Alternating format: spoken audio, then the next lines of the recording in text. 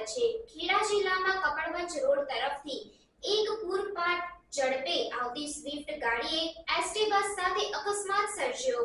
ખેડા જિલ્લાના કપડવંજ રોડ તરફથી નડિયાદ શહેરમાં પ્રવેશતા રસ્તા પર એસટી નગર નજીક એસટી વર્કશોપ સામે એક પૂરપાટ ઝડપે આવતી સ્વિફ્ટ ગાડી એસટી બસ સાથે અથડાતા સ્વિફ્ટ ગાડી ચાલક ગાડી મૂકીને ફરાર થઈ ગયેલ। કોઈ જાનહાનિ થઈ નથી। વધુમાં જાણવા મળેલ છે કે કાર ચાલક નશાની હાલતમાં હોવાથી કાર બેકાબૂ થતા એસટી બસમાં ધડાકાભેર અથડાતા અકસ્માત સર્જાયો।